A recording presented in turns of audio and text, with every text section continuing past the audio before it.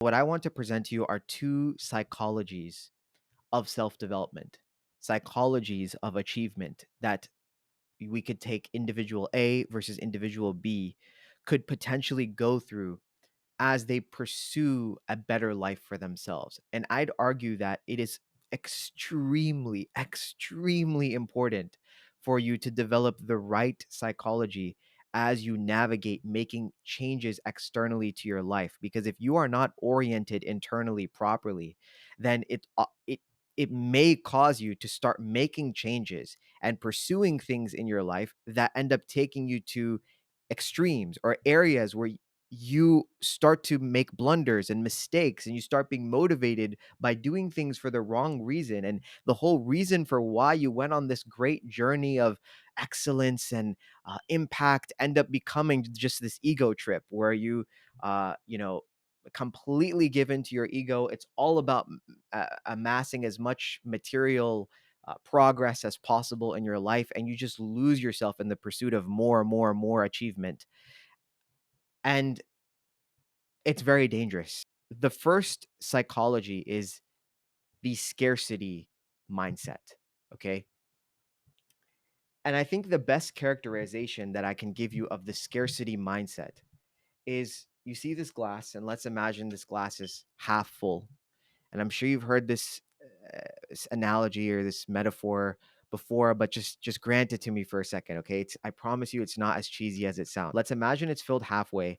This glass within a scarcity paradigm, a scarcity mindset, and view of the world, you see this glass as half empty, right? There's something fundamentally missing in the glass. Despite the glass being filled with water halfway, you dismiss the fact that there's half, 50% already filled water within the glass.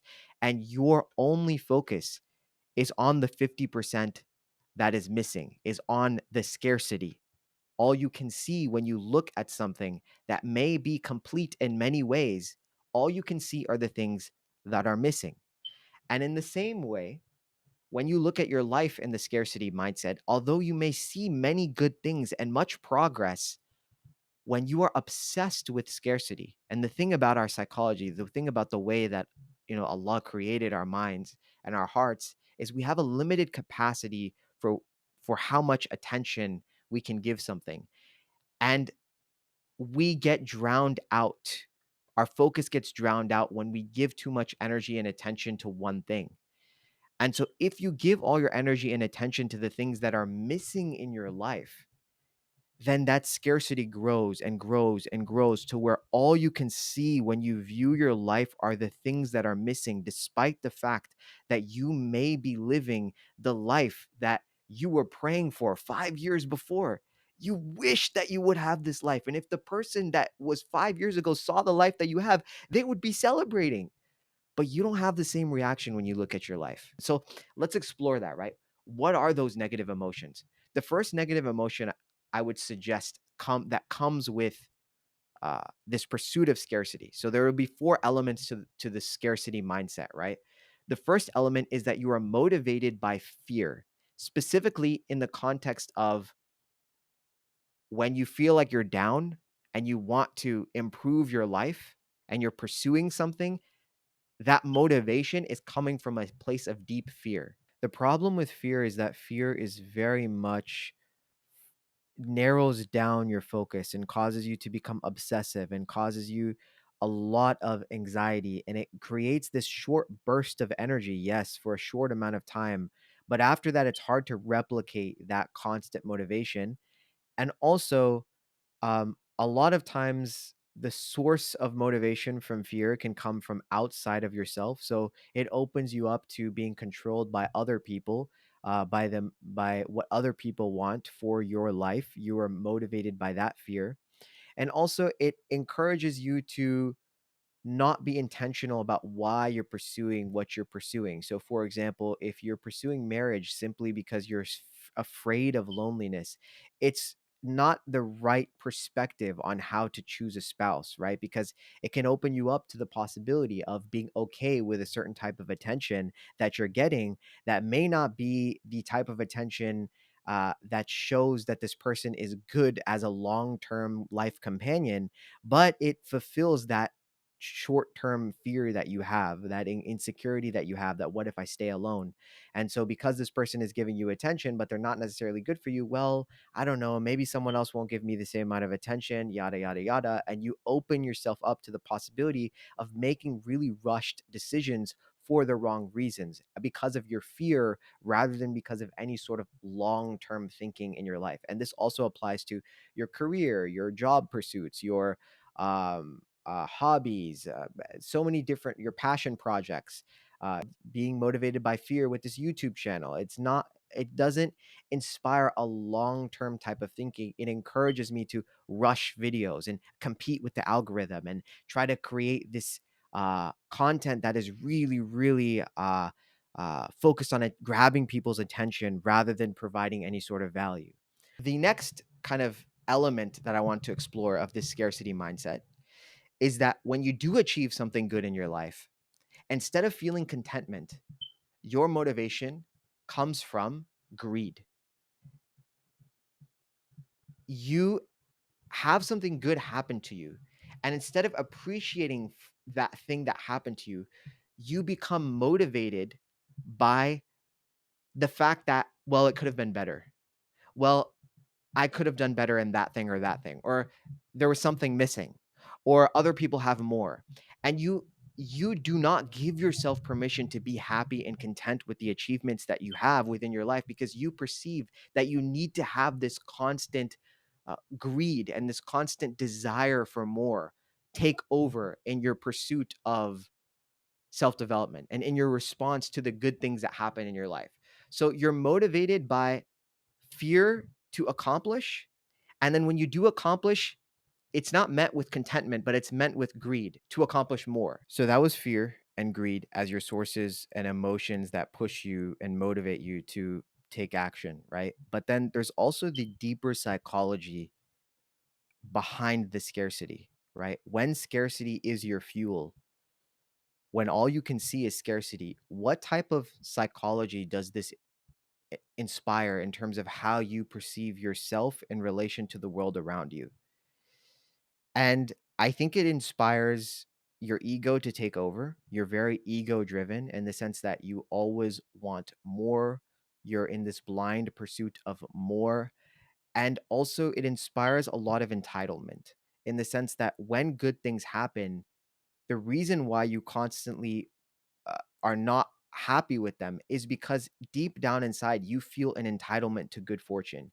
You feel like the good things that are happening in your life in some way you feel like they are uh that you deserve them all along, right?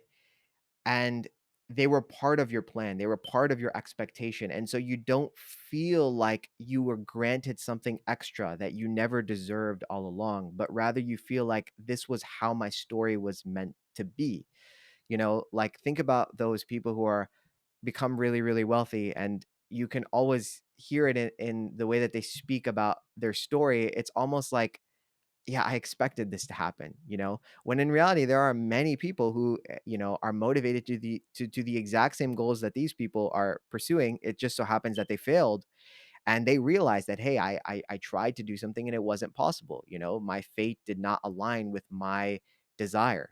But when your fate does align with your desire, it gives you a very unique opportunity to say, well, I knew this all along. This is something that I planned for. This is something that fate gave me because that was my hard work. It's what I deserved. And it inspires this kind of entitlement to the good fortune that you have in your life, instead of being deeply grateful for the fact that, wow, maybe I didn't deserve any of this. And maybe a lot of things outside of my control went my way in order for me to achieve what I achieved today.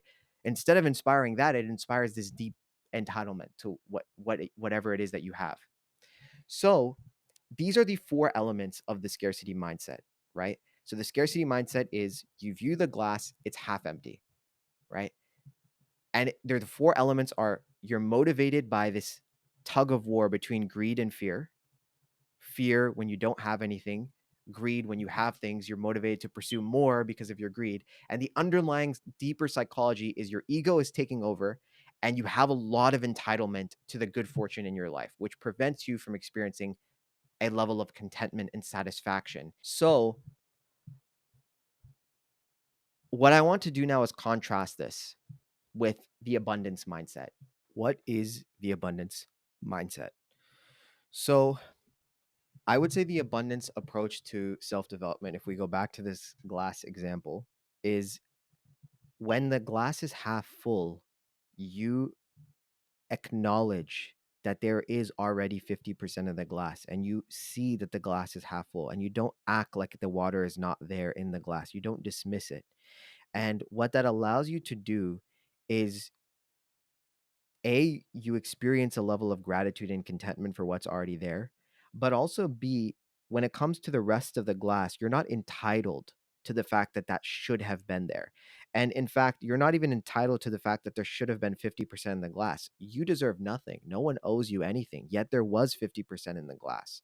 And this other 50% that you want to fill, you're much more intentional about how you're going to fill the rest of the glass because you realize that, well, I came into this world. I was blessed with these faculties and abilities and given free will and given, already this abundance of life and existence itself. And on top of all the blessings that I have in my life, now I want to figure out how do I utilize them wisely. I have a finite amount of time, a finite amount of health, a finite amount of youth, a finite amount of wealth, etc., etc. How exactly am I going to use these resources, these blessings in my life? And I think within this paradigm, it inspires a lot of long term thinking. It inspires a very hopeful narrative on life, and it allows you to not get attached to your goals and to experience contentment throughout the journey. And so, allow me to explain just how we had the four elements of the scarcity mindset. What are the four elements of the abundance mindset? The abundance mindset is very much focused on indebtedness, the word indebtedness, that I feel like I owe someone something else because of the blessings that I have, because I realize, which again is in line with A, objective reality, but also B, the Islamic worldview, which is that you come into this world with nothing. Allah doesn't owe you anything, and you do your best to navigate your experience of life, to pursue external changes, to pursue a good fate, to ask Allah for the good, but you don't control the decree of Allah, right? Allah controls that, and Allah has a plan, and we all believe that Allah's plan is greater than our plan, right? That's one of the fundamental aspects of our belief. And so if you perceive life in this way, then it necessitates that when something good happens to you, the response should not be entitlement, right? Because this was not from your plan, this was part of Allah's plan. So naturally, the response is a certain level of indebtedness. Now, a step further, right? We talked about how one phase, how scarcity is focused on the entitlement, right? But then a step further, scarcity is also very ego driven. So, from that entitlement, because I feel entitled to everything that happens to me, I'm motivated by my ego for more, more, more, more, more, for the pursuit of more, right? Versus when you start from a place of indebtedness, the question is not more, because more almost sounds disrespectful, right? Like when someone has given me such great gifts in my life and I feel so deeply blessed for my conscious experience of reality and just to be here and to be alive and to have the life that I have, when I feel that deep sense of gratitude, I'm not looking for blind more. Rather, I'm asking myself, what is it that I should do now? I'm being a little bit more intentional. I've been blessed with this great existence. How do I utilize this existence for some sort of higher purpose, for some sort of good? That's more in line with the logic of indebtedness. And so, what's going to stem from this indebtedness is this pursuit of excellence, this focus on excellence. What does it mean for me to do the highest good possible? So it's not going to be about the pursuit of more anymore, right? It's going to be about the pursuit of service, the pursuit of impact, the pursuit of doing things the right way for the right reasons, excellence. I'm more intentional about how I'm navigating existence because I can't just walk around like I own the place because there's been some deep gifts that have been given to me that did not imagine that I would have, but I do. Alhamdulillah for them, right? It's a completely different type of orientation. Now let's go into when I am being motivated.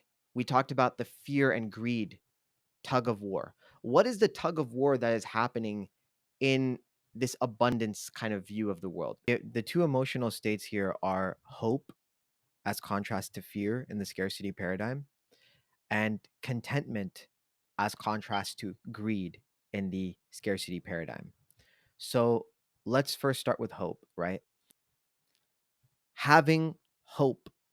And what I mean by that specifically is having some sort of imagination about what you're capable of in the future, about what you can possibly do. And remember, we said that we're already starting with this type of indebtedness and with this commitment to excellence and commitment to service and impact. So now, coming from that psychology, when you start adding hope into the mix, now there's endless amount of possibilities, and you're dreaming about all the things that you could potentially do and accomplish and things of that nature.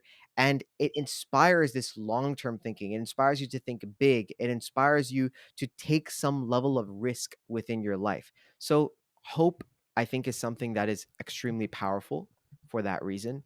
And it's not to say that fear has no place in the equation. I do think fear is a normal human emotion, and I think it has a place to motivate us. But I think that fear, it's important to always couple it with our effort rather than the outcome. So I fear not being able to achieve excellence with my YouTube channel. I don't fear not achieving fame or status, right? Because if it's outcome driven, if my fear forces me to think about the outcome, then I'm going to not have the right energy when it comes to my videos. But if I'm hope if hope is predominantly, driving the narrative, then it allows me to really have foresight into the future and have a big vision and pursue that vision consistently. So, yeah, hope versus fear. And then the other dimension is contentment versus greed. So we talked about how, okay, you're motivated by fear in the scarcity paradigm, and eventually you are going to achieve certain things in your life. When you achieve those things, now the greed takes over, and it's not good enough. I want more. Why couldn't I have what that person had or that person, et cetera, right? This endless list of expectations of arbitrary goals that you're never going to be able to just reach versus a deep contentment for where you currently are, right? And it's important to acknowledge that contentment does not necessitate that you're going to stop trying, right? Because this is why we have that hope, and we have that commitment to excellence, and we have that indebtedness. All of these things are inspiring some kind of action. But along the way, when you start from the paradigm of indebtedness, now you open up the opportunity for you to experience the contentment from achievement, right? Because there's no blocker, there's no reason for why contentment is getting in your way anymore, because you now see life as uh, a project of constant growth and a project of doing right by the blessings that you have. And part of that is being able to acknowledge and appreciate those blessings and using them as a source of fuel. So I want to be really clear here about the